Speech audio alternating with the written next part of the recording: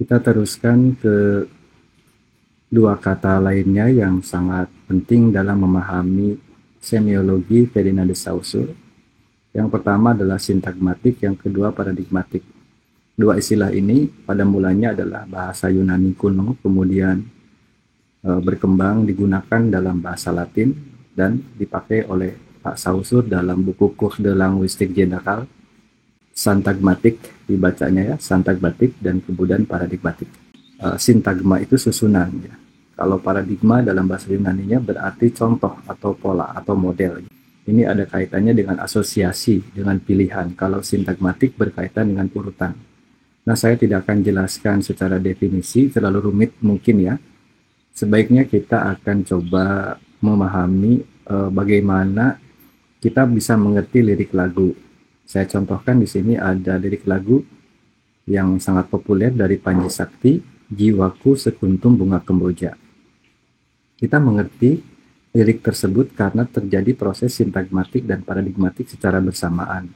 Kenapa mengerti secara sintagmatik? Karena susunannya, urutannya, jiwaku sekuntum bunga kemboja. Yang diterangkan adalah jiwaku ini.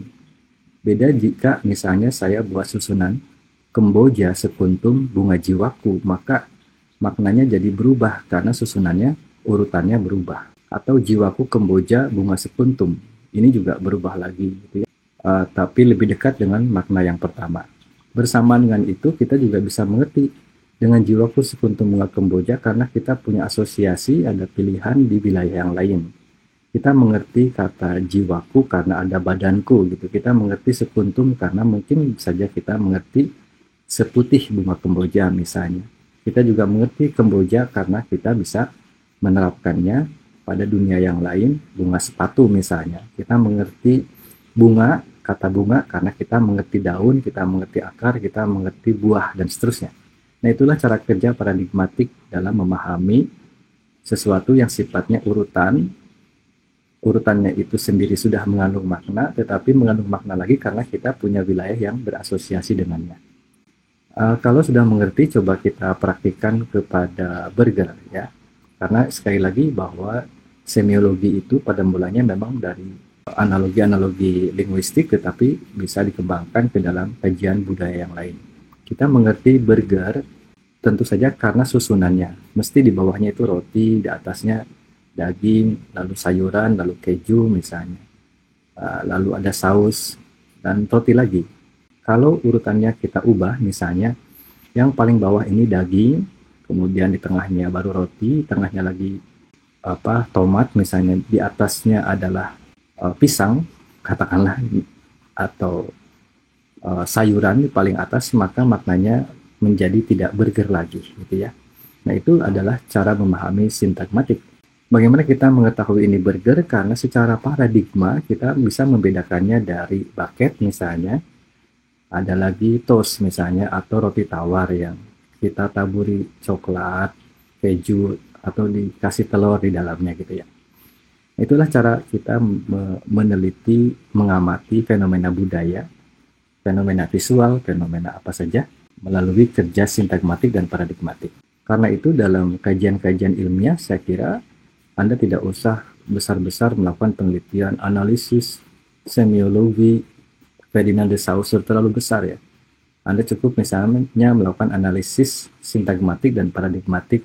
Contoh misalnya pada meme politik di media sosial saat aksi demonstrasi Agustus 2025 gitu ya.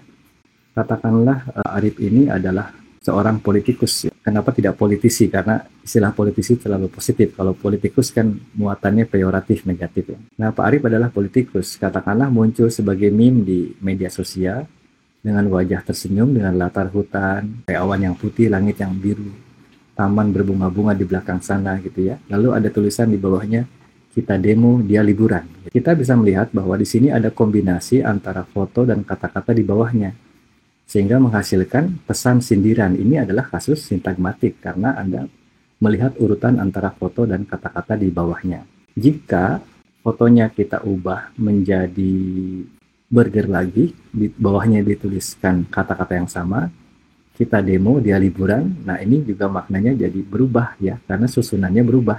Sehingga si anak ini bingung, maksudnya apa ini? ke arah siapa burger ini.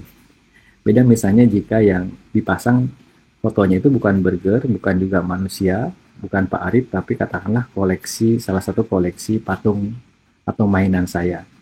Saya punya koleksi mainan Iron Man misalnya ya. Lalu di bawahnya ditulis kita demo dia liburan. Nah, orang masih bisa memahami secara sintagmatik ada yang menghubungkan gambar Iron Man ini dengan pemiliknya siapa gitu ya. Oh, yang memiliki Iron Man ini Pak Arif nih, politisi itu gitu ya. Nah, itu salah satu contoh yang mudah saja dan saya yakin Anda bisa mendefinisikan ulang apa itu makna sintagmatik dan apa itu paradigmatik ya. Dan saya kira menarik jika Anda membuat karya ilmiah, makalah, skripsi, artikel jurnal dengan menggunakan dua istilah itu saja. Bisa diterapkan dengan ke fenomena yang sedang Anda alami sekarang seperti demonstrasi Agustus yang sampai September ini masih berlangsung.